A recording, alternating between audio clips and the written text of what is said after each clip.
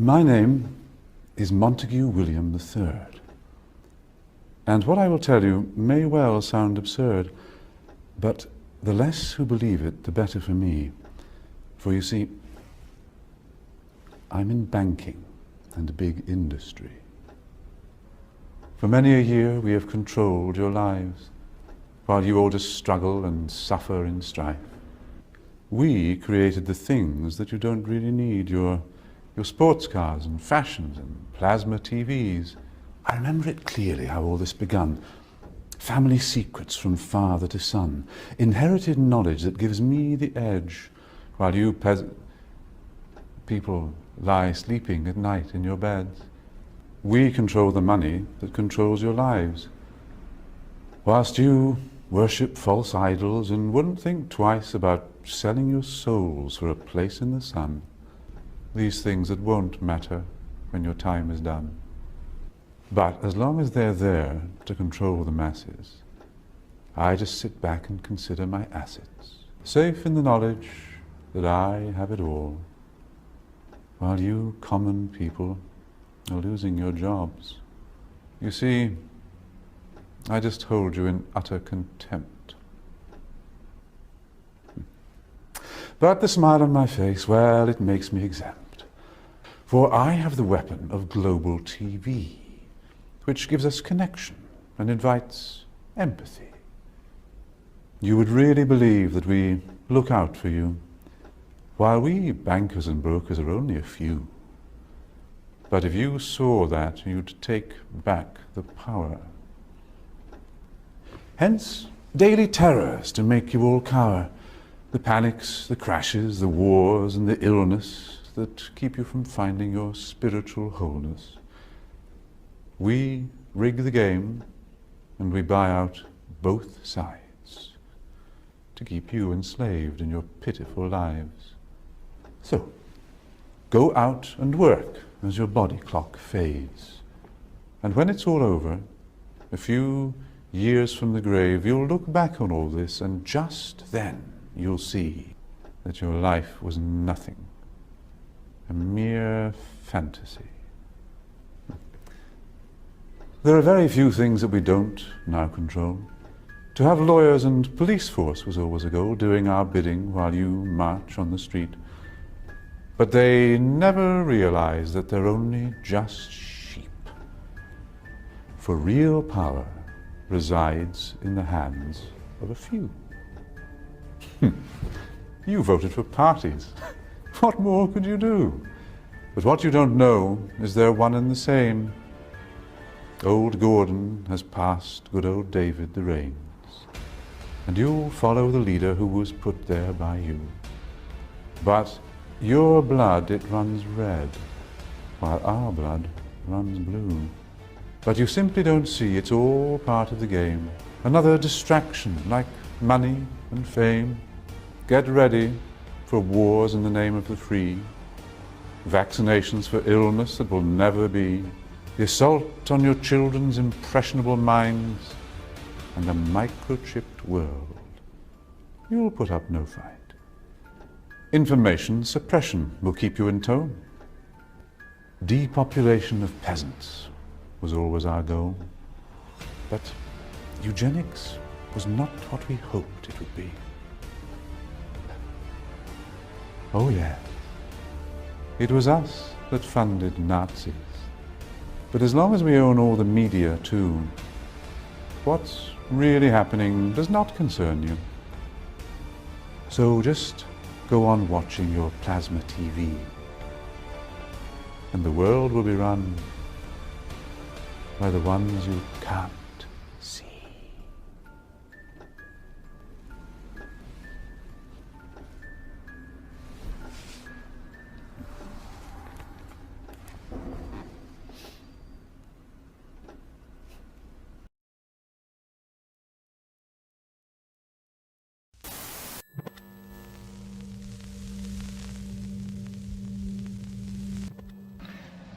Today, we are faced, I think, with the approach of what may be called the ultimate revolution, the final revolution, where man can act directly on the mind body of his fellows. Well, needless to say, some kind of direct action on human mind bodies has been going on since the beginning of time. But this has generally been of a violent nature. The techniques of terrorism have been known from time immemorial, and people have employed them with more or less ingenuity, sometimes with the utmost crudity, sometimes with a good deal of skill acquired by a process of trial and error, finding out what the best ways of using torture, imprisonment, constraints of various kinds. But as I think it was Metternich said many years ago, you can do everything with bayonets except sit on them. That if you are going to control any population for any length of time, you must have some measure of consent. It's exceedingly difficult to see how pure terrorism can function indefinitely. It can function for a fairly long time, but I think sooner or later you have to bring in an element of persuasion, an element of getting people to consent to what is happening to them. Well, it seems to me that the nature of the ultimate revolution with which we are now faced is precisely this, that we are in process of developing a whole series of techniques which will enable the controlling oligarchy, who have always existed and presumably always will exist, to get people actually to love their servitude. This is, seems to me, the ultimate in malevolent revolution, shall we say, and that there seems to be a general movement in the direction of this kind of ultimate revolution, this method of control by which people can be made to enjoy a state of affairs which, by any decent standard, they ought not to enjoy. The enjoyment of servitude. And first, let me talk about a little bit about the improvement even in the techniques of terrorism. I think there have been improvements. Pavlov, after all, made some extremely profound observations, both on animals and on human beings. And he found, among other things, that conditioning techniques applied to animals or humans in a state either of psychological or physical stress sank in, so to say, very deeply into the mind body of the creature, and were extremely difficult to get rid of, that they seem to be embedded more deeply than other forms of conditioning. In this context, I would like to mention the extremely interesting chapters in Dr. William Sargent's Battle for the Mind, where he points out how intuitively some of the great religious teachers, leaders of the past, hit on the Pavlovian method. He speaks specifically of Wesley's method of producing conversions, which were essentially based upon a technique of heightening psychological stress to the limit by talking about hellfire, and so making people extremely vulnerable to suggestion, and then suddenly releasing this stress by offering hopes of heaven. And this is a very interesting chapter of showing how completely, on purely intuitive and empirical grounds, a skilled natural psychologist, as Wesley was, could discover these Pavlovian methods. Well, as I say, we now know the reason why these techniques worked, and there is no doubt at all that we can, if we want to, carry them much further than was possible in the past.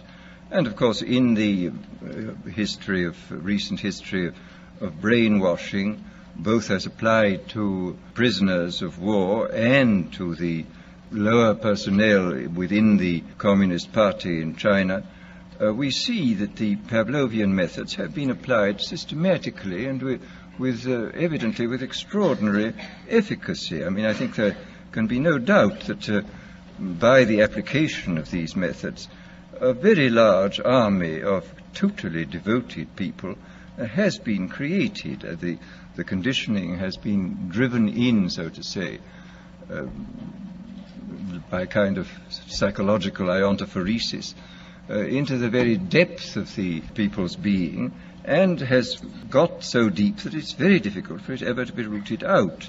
And these methods, I think, are a real refinement on the older methods of terror, because they combine methods of terror with methods of acceptance, that the person who he is subjected to a form of terroristic stress, but for the purpose of inducing a kind of voluntary, quotes, acceptance of the state and the psychological state into which he has been driven, and the state of affairs within which he finds himself. So that, as I say, there has been, I think, a definite improvement, shall we say, even in the techniques of terrorism.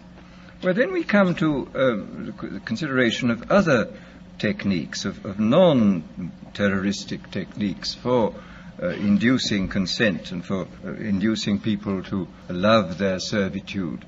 First of all, there are the methods connected with straight suggestion and hypnosis. I think we know much more about this subject than was known in the past. People, of course, have always known about suggestion, and although they didn't know the word hypnosis, they certainly practiced it. But we now, I think, know pretty clearly the sort of statistical structure of a population in regard to its suggestibility. It's very interesting when you look at the findings in different fields. I mean, in the field of hypnosis, in the field of administering placebos, for example, in the field of general suggestion in states of drowsiness or of light sleep, you will find the same sorts of orders of magnitude continually cropping up. You will find, for example, that the experienced hypnotists will tell one that the number of people, the percentage of people who can be hypnotized with the utmost facility, just like that, is about 20%. That about a corresponding number at the other end of the scale are very, very difficult or almost impossible to hypnotize, and that in between there lies a large mass of people who can, with more or less difficulty, be hypnotized, that they can gradually be, if you work hard enough at it, be got into the hypnotic state. And in the same way, the same sort of figures crop up again, for example, in relation to the administration of placebos. A big experiment was carried out 3 or 4 years ago in the General Hospital in Boston on post-operative cases where several hundred men and women suffering comparable kinds of pain after serious operations were given injections whenever they asked for them, whenever the pain got bad, and the injections 50% of the time were of morphia and 50% of the time were of distilled water. And about 20% of those who went through the experiment, about 20% of them got just as much relief from the distilled water as from the morphia. About 20% got no relief from the distilled water, and in between were those who got some relief or got relief occasionally. So here again we see the same sort of distribution. And I suspect also that it would not be at all difficult to recognize in very early childhood who were those who were extremely suggestible, who were those who were extremely unsuggestible, and who were those who occupied the intermediate space. Quite clearly, if everybody were extremely unsuggestible, organized society would be quite impossible. And if everybody were extremely suggestible, then dictatorship would be absolutely inevitable. I mean, it's very fortunate we have people who are moderately suggestible in the majority, and who therefore preserve us from dictatorship, but do permit organized society to be formed. But once given the fact that there are these 20% of highly suggestible people, it becomes quite clear that this is a matter of enormous political importance. For example, any demagogue who is able to get hold of a large number of these 20% of suggestible people and to organize them, is really in a position to overthrow any government in any country.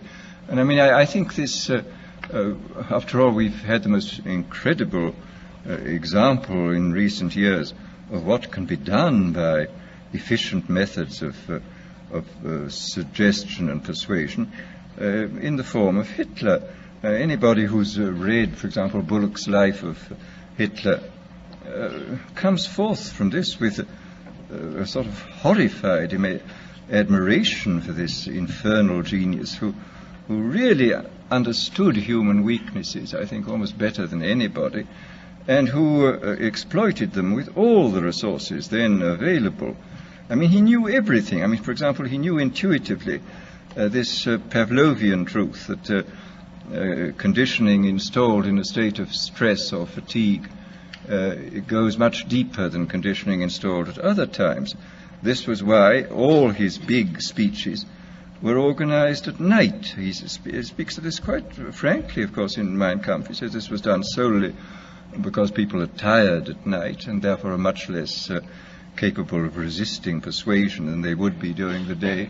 And we see in all his techniques, he was using... He had discovered intuitively and by trial and error a great many of the weaknesses which we now know about in a sort of scientific way, I think much more clearly than he did.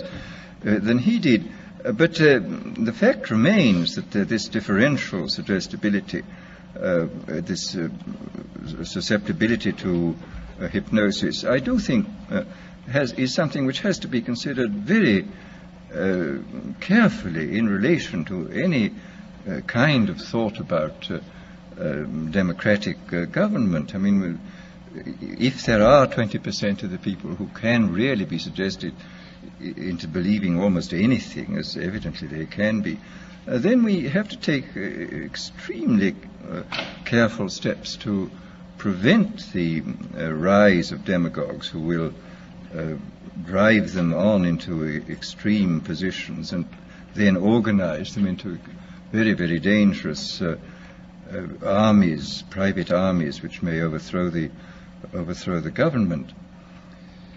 Well, this, as I say, is in this field of pure persuasion.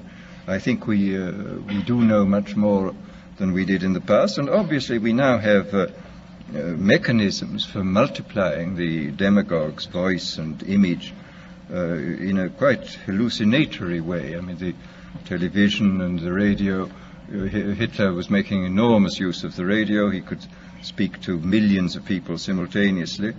I mean, this alone, of course, creates an enormous gulf between the modern and the ancient demagogue. The ancient demagogue could only appeal to as many people as his voice could reach by the yelling at his utmost, but the modern demagogue can touch literally millions at a time, and of course with the multiplication of his image he can produce this kind of hallucinatory effect, which is of enormous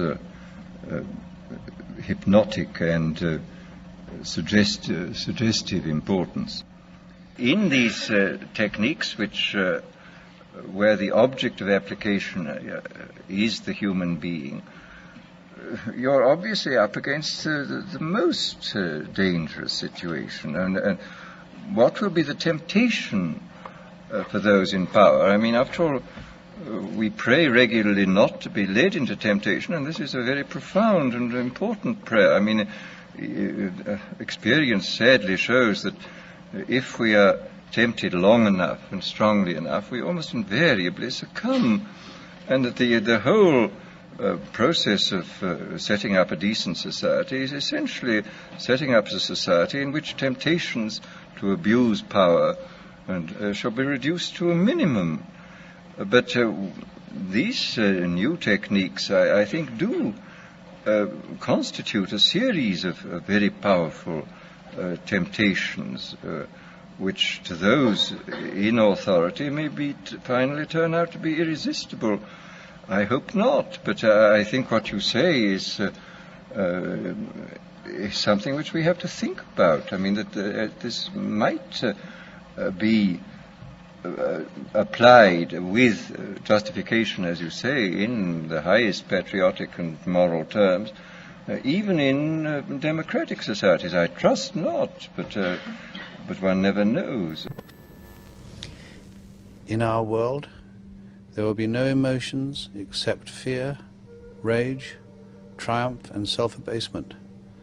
The sex instinct will be eradicated. We shall abolish the orgasm. There will be no loyalty except loyalty to the party. But always there will be the intoxication of power. Always, at every moment, there will be the thrill of victory, the sensation of trampling on an enemy who is helpless. If you want a picture of the future, imagine a boot stamping on a human face forever. The moral to be drawn from this dangerous nightmare situation is a simple one. Don't let it happen. It depends on you.